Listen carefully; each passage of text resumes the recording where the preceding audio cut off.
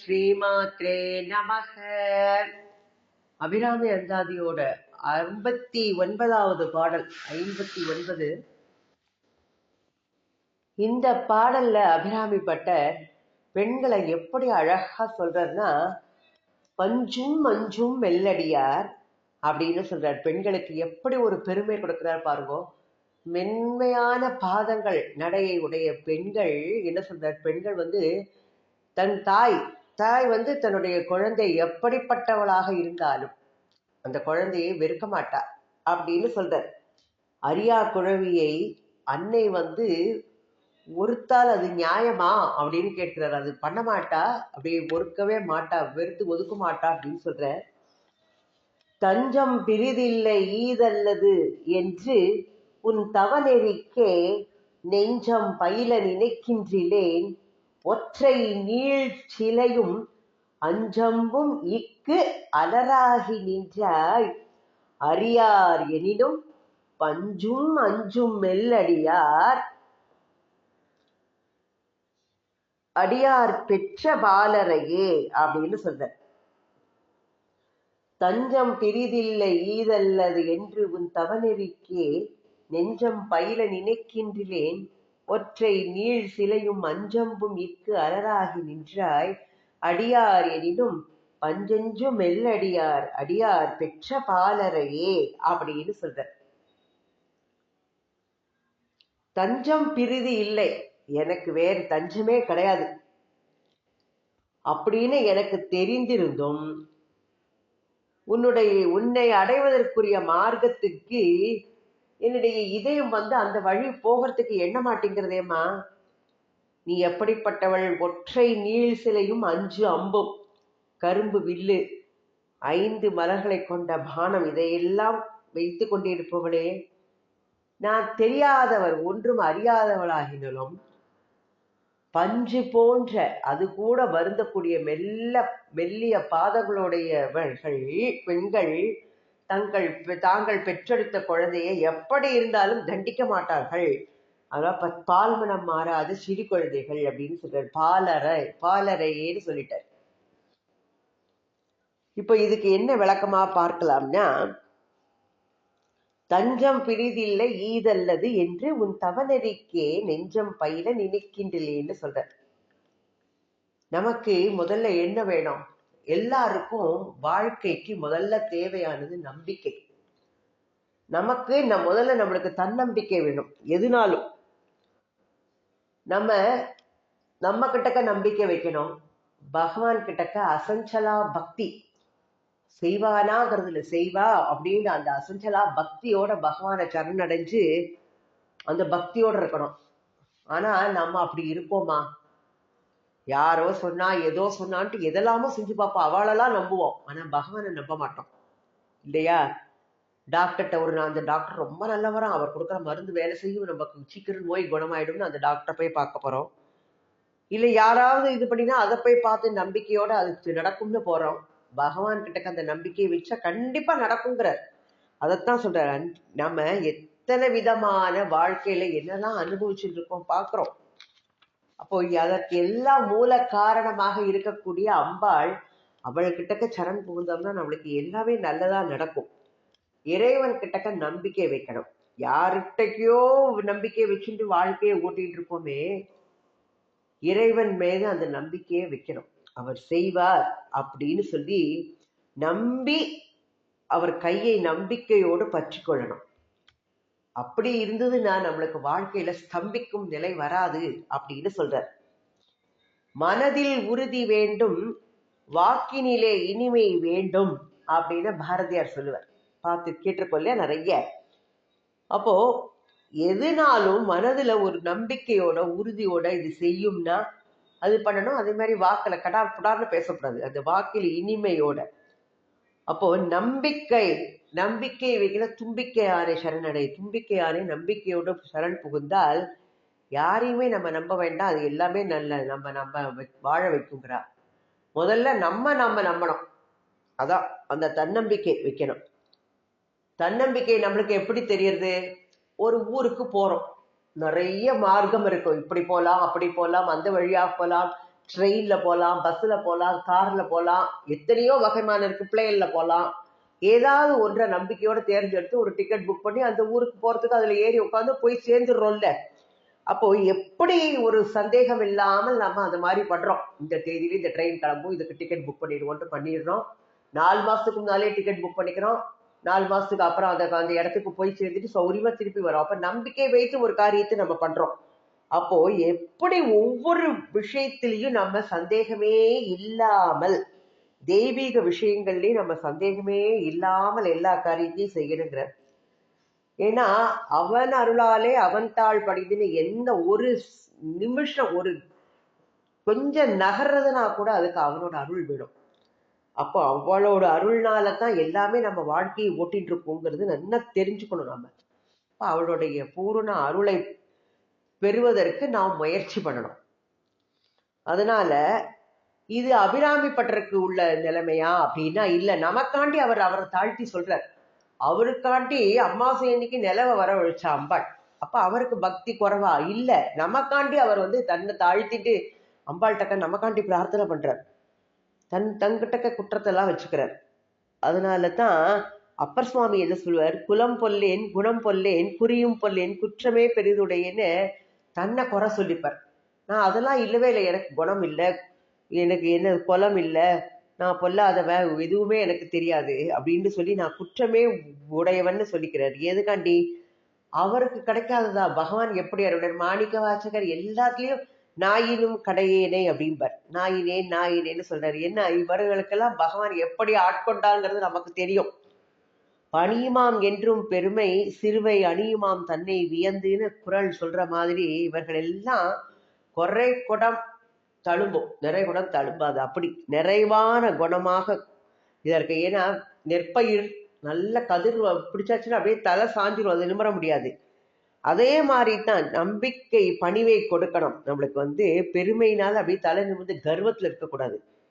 அதனால அம்பாள் இவர் என்ன சொல்ற, அம்பாளோட பெருமை அவருக்கு தெரியறது, ஆனாலும் நெஞ்சம் பையில நினைக்கின்றேங்கிறார் அவர். அவளை நான் நினைக்கலையே ஒண்ணு அப்படிங்கிற. அப்போ பக்தி நெறி, அந்த பக்தி பண்ணணும். பக்தி பண்ணி அதுல நெஞ்சத்தை பயில வைக்கணும். நாராயணப்பட்டத்திரி நாராயணத்துல பக்தியத்தானே 95வது தசத்துல இருந்து எப்பொழுதும் பக்தி, எனக்கு பக்தியை வளர வை, அதனால எனக்கு எல்லாமே கிடைக்கும், பக்தியத்தான். அது மாதிரி அந்த பக்தி நெறியில நெஞ்சத்தை அப்படியே அதுல சிந்தையை வைக்கணும். அதனால நம்ம ஒரு குறிக்கோள் வச்சுக்கிறோம். நான் இன்ஜினியர் ஆக போறேன், டாக்டர் ஆக போறேன்னு நினைச்சுட்டு படிக்க ஆரம்பிக்கிறோம்ல. அதே மாதிரி தான் ஒவ்வொன்றும். நான் 1ஆம் கிளாஸ்ல படிச்சோன்னே எனக்கு எழுத படிக்க தெரிஞ்சாச்சு, இங்கிலீஷ் தெரிஞ்சாச்சுன்னு நிறுத்திடுறோமா? நான் பிஎட் படிக்கணும், பிஎல் படிக்கணும், அதை படிக்கணும், இதை படிக்கணும்னு படிச்சுட்டே இருக்கோம். டாக்டருக்கு படிக்கணும், இன்ஜினியருக்கு படிக்கணும்னு. அப்போ நம்மளுக்கு ஒரு குறிக்கோள் அடையிற வரைக்கும் இந்த வாழ்க்கையில இந்த படிப்புங்கிறது இருக்கிற மாதிரி நமக்கு அம்பாவை அடையறதுக்கு ஒவ்வொரு நிலையா 1ஆவது வகுப்புல இப்ப இருக்கோமா, அதுக்கப்புறம் எந்த கிரேடு போகணும்னு போயிட்டே இருக்கணும். அப்பதான் அவளோட குறிக்கோளை போய் நம்ம அடையறதுக்கு அவளோட பாதத்துல அடையணும். சரணடைகிற வரைக்கும் அந்த குறிக்கோளை விடக்கூடாது. அப்போ நாம எல்லாருமே இந்த பிரபஞ்சத்துலதான் இருக்கோம். ஞானி இல்ல அஜ்ஞானி. நாம அஜ்ஞானிகள், ஞானிகளா இருக்கிறவாளும் இந்த பிரபஞ்சத்துலதான் இருக்கா. அப்போ நாம இங்க இருக்கோம்னா இங்கேருந்து நம்ம கிளம்பணும். அப்போ எல்லாருக்கும் இந்த புறப்படுற இடம் பிரபஞ்சம். ஆனா சென்று அடையக்கூடிய லட்சியம், ஒருத்தர் பகவானை அடையணும்பா, ஒருத்தர் வேற விதமான லட்சியம். அதனால தான் அடைய செல்லும் வழி மட்டும்தான் வெவ்வேறாக இருக்கிறது எல்லாருக்கும். நாம அடையக்கூடிய இடம் எதா வச்சுக்கணும், மனித பிறவி எடுத்தோடு நமக்கு குறிக்கோளை மோட்சம், பகவானுடையதை அடைகிறது தான். இப்ப அடையும் இடம் இறைவனாக இருந்தால் அதற்காக செய்யக்கூடிய நெறிதான் தவ நெறி அப்படிங்கிற. அதனால தான் எப்படியுமே நம்ம அதை அம்பாளை குறிக்கோள் வச்சுக்கணும். அவநெறியில போகக்கூடாது, தவ நெறியில நம்ம செய்யணும். அதனாலதான் மணிவாசகர் என்ன சொல்ற, சாமாரே விரைகின்றேன் சதுராலே சார்வானேன்னு அவரை சொல்லிக்கிற தாழ்த்தி. அவர் எப்படி சொன்னார்னா நான் இப்படி போறேனே அப்படிங்கிறார். இப்ப நாமெல்லாம் என்ன சொல்றது நம்மள, இல்லையா? அப்போ எல்லாரும் பிரபஞ்சத்துலதான் இருக்கா. நம்மள போறதுதான் அபிராமி பட்டரும் இங்கதான் பிறந்திருக்க பிரபஞ்சத்துல.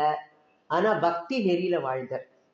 அதனால அவர் அடைந்த இடம் எது, அபிராமி இருக்கிற இடம், அந்த உலகத்துக்கு அவர் போனார். நாம இப்போ நாளைக்கு என்ன பண்ணலாம், ராத்திரிக்கு என்ன பண்ணலாம், தோசை வைக்கலாமா, இட்லி வைக்கலாமா, சட்னி பண்ணலாமா, சாம்பார் வைக்கலாமான்ட்டு நம்மளோட குழப்பெல்லாம் இப்படி போயிட்டு இருக்கு. பக்திங்கிறது சிந்தனையே நமக்கு இல்லை. அதனால தான் நமக்கு என்ன செய்யறது தெரியல இந்த அவநெறி. அப்ப நம்ம கடை தேர ஏன் இந்த நெறியை நம்ம பின்பற்றுறோம் அப்படிங்கிற, நான் கடை தேர அவநெறியில செல்றேனே அப்படின்னு அவர் சொல்றார். அவர் அப்போ அம்பாள் எப்படி மலை சிகரமாக இருக்கின்றாள். அதனால அம்பாள்கிட்ட பிரார்த்திக்கும் போது அவர் தன்னை அப்படி தாழ்த்திட்டு சொல்றார். ஆனா அந்த பிரார்த்திக்கிற இது அவரை எப்படிப்பட்ட பிரார்த்தனை பண்றாருன்னு அவரை மனசுக்குள்ள நம்மளை உயர்த்தி வைக்கிறது. அது பொறி புலன்களை அடக்கி இறைவனை நினைக்கணும், அது தவநெறி. பொறி புலன்கள் வழியே சென்று இறைவனை மறப்பது அவநெறிங்கிற. அருள் செல்வத்தை அடைய பாடுபடுவது தவநெறி, பொருள் செல்வத்தை அடைய பாடுபடுவது அவநெறி. நாமெல்லாம் அதை தான் பண்ணிட்டு இருக்கோம். இப்ப ஆத்மாவுக்கு என்ன வேணும்? அதுக்கு பிற நெறி கதியாகாது இல்லையா, தவநெறி தான் வேணும். அதனால தான் சக்தி வழிபாடுன்னு இதுல சொல்றார் அவர், உன் தவநெறி அப்படின்னு சொல்றார்.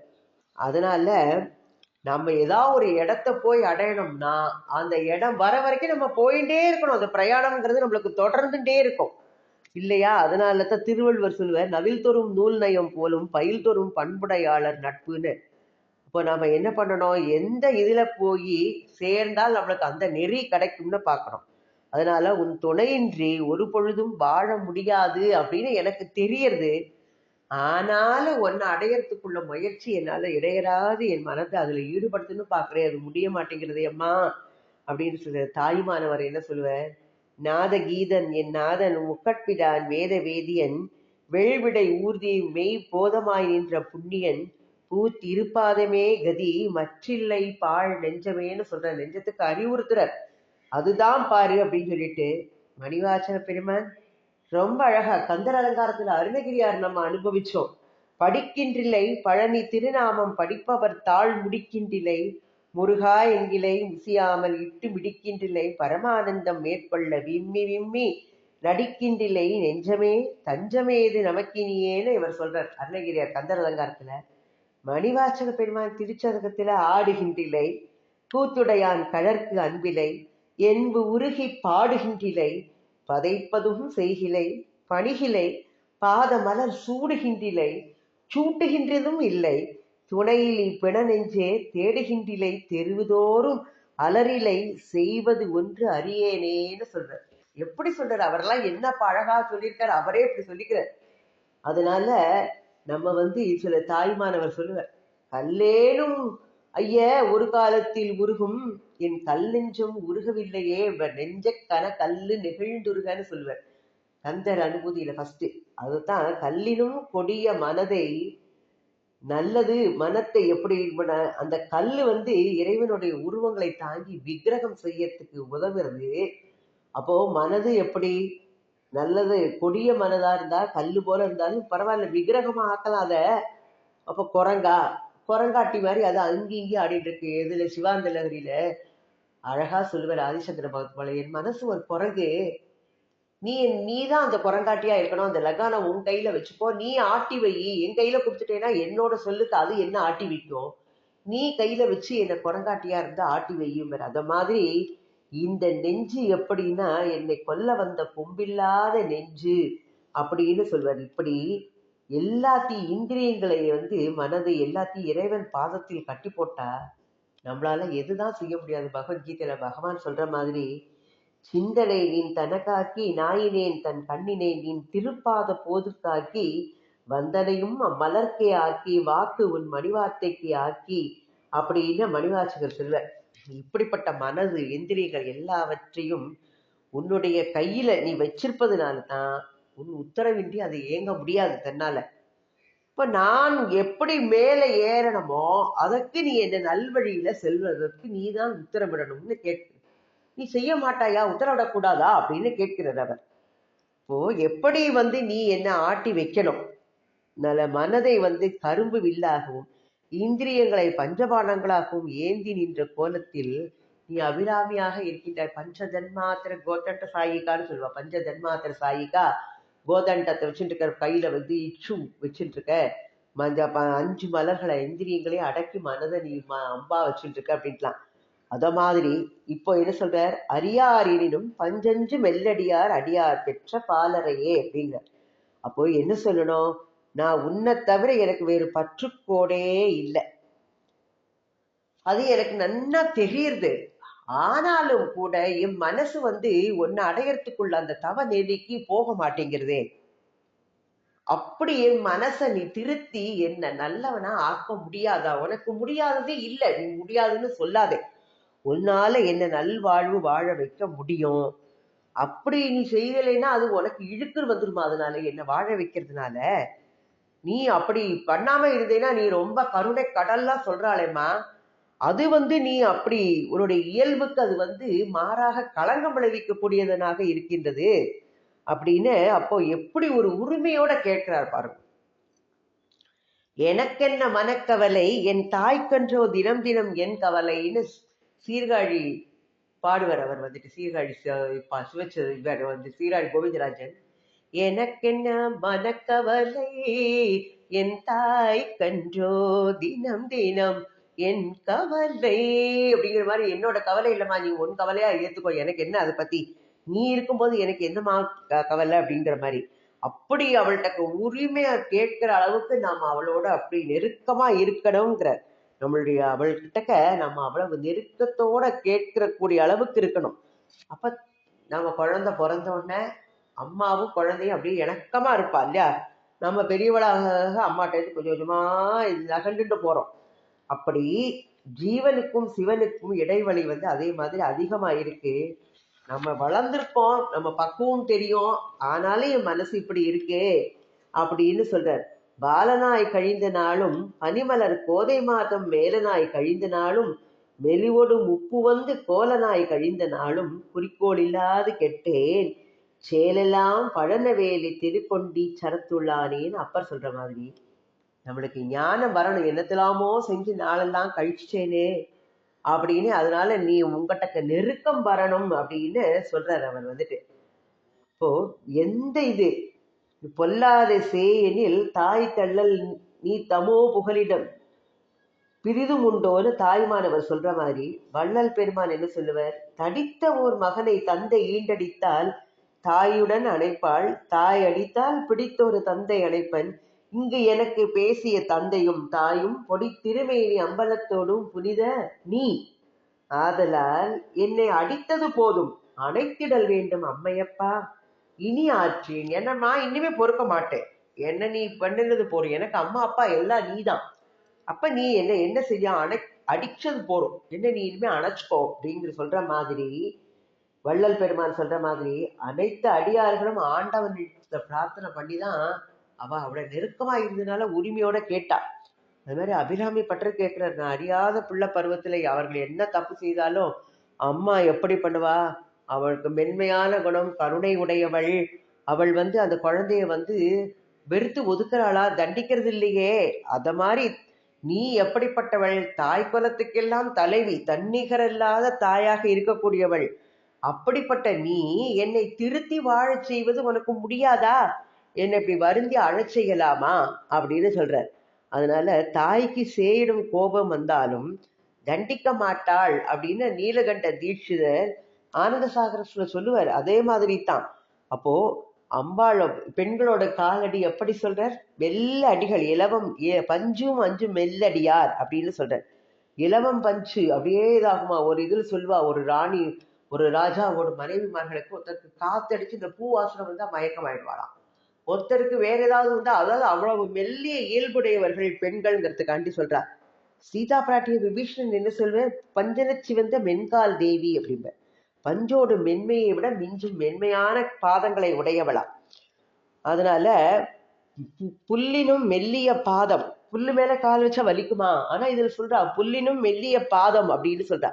அப்போ பஞ்சு மேல மெல்லிய பஞ்சு மேல காலை வைத்தாலே நோக்கும் அளவுக்கு பஞ்சை விட மெல்லிய பாதங்கள் கொண்டவர்கள் பெண்கள் அப்படின்னு சொல்றார்.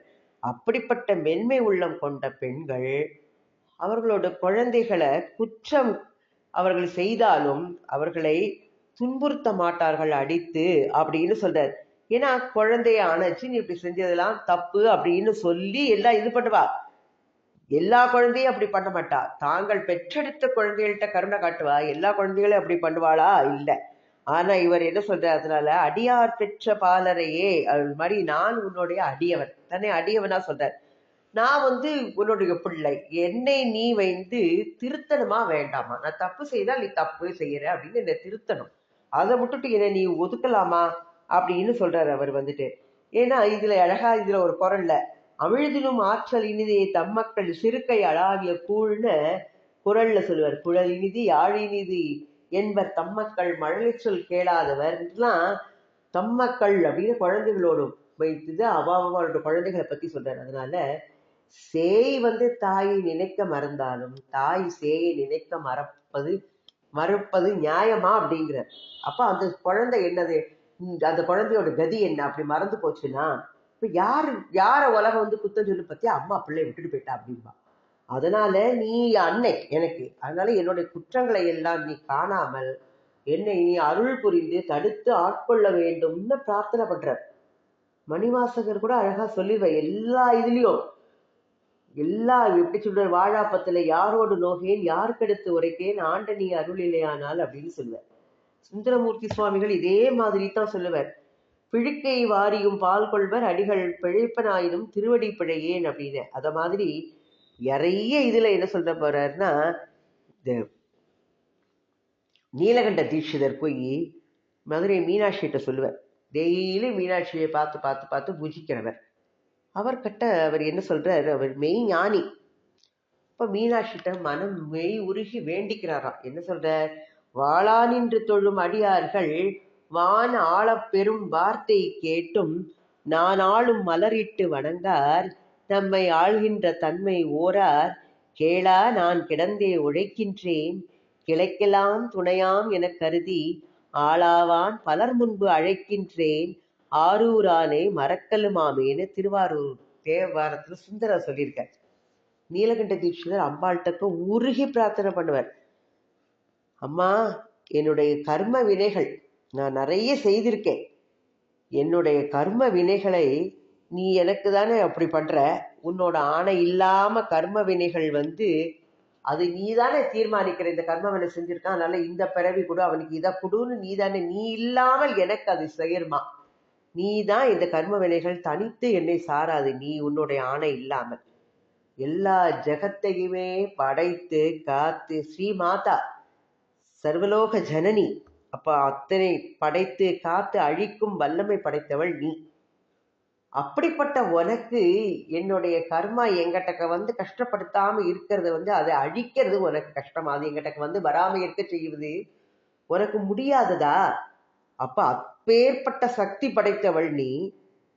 அப்படி சக்தி இருந்தும் என்ன என் மேல நீ அதை காட்டாமல் என்னை ரட்சிக்க உனக்கு மனமில்லை, அப்படித்தானே இருக்க நீ, அதைத்தான் சொல்றதுமா. இது வஞ்சக செயல் இல்லையா? பிள்ளை கேட்டால் பிள்ளைக்கு ஏற்படும் நஷ்டத்தை விட பெற்றவனுக்குத்தானே அது அதிக நஷ்டம். அதனால என்னோட விதியை மாற்றி உன்னுடைய கதியை தர வேண்டும்னு ரொம்ப உருகி பிரார்த்தனை பண்ணுவார். திராதவ்ய ஏஷ இதிசே கருணாம ஈசியாத்து ராயஸ்வ கிம் சுக்ருத துஷ்கிருத சிந்தையாமே கர்த்தும் ஜெகத்ரயிதும் ச விஸ்ருங்கலாயாக கர்மானு ரோத இதி கம்பிரதி வஞ்சனேயம் அப்படின்னு ஆனந்த சாகரத்துல நீலகண்ட தீட்சிதர் அப்படியே மெய் உருகி அம்பாள்கிட்ட கேட்கிறார். நான் ஒரு இது பண்ணினாலும் பெற்ற தாய் நீ என்னை நீ வெறுத்து ஒதுக்குதல் ஒருத்தல் நியாயமா? உனக்கு முடியாதது இல்லம்மா, உன்னால முடியும், ஏன் உன்னோட கருணையை என்கிட்ட நீ காமிக்க கூடாது? அப்போ எவ்வளவு உரிமையோட அம்மா கிட்ட கேட்கிற மாதிரி கேட்கிறாருன்னா, அப்ப அவருக்கும் அம்பாளுக்கும் எவ்வளவு நெருக்கமான தொடர்பு இருக்கு இல்லையா? அம்மாவும் பையனும் மாதிரி அபிராமி பற்ற கேட்டார் இல்லையா? அபிராமி பதிகத்துல நம்ம அனுபவிச்சோம். நீ நான் ஒரு சேய் இல்லையா, ஏன் பிள்ளையாரும் முருகன் மாதிரி என்னையும் நீ ஒரு சேயா ஏத்துக்கோ, ஏன் நீ பண்ணக்கூடாது, அது உனக்கு கஷ்டமா அப்படிங்கிற. அது மாதிரி நானும் உனக்கு ஒரு பிள்ளை தானே, என்னையும் நீ இது பண்ணி நான் என்ன செய்தாலும் உனக்கு இது பண்ண உரிமை உண்டு, என்னையும் நீ அந்த மாதிரி கண்டிச்சு வளர்க்கணும், நீ தாயினா அதைத்தான் செய்யணும் அப்படிம்பார். அதே மாதிரி எத்தனை மனசுல ஒரு இதா இருந்தா அம்பாள் கிட்டக்க அவர் அவ்வளவு இதா கேட்கிறார் இல்லையா? இந்த நீலகண்ட தீட்சிதர் கேட்கிற மாதிரி அபிராமி பற்ற கேட்டார், அபிராமி பதிகத்துல அனுபவிச்சோம்.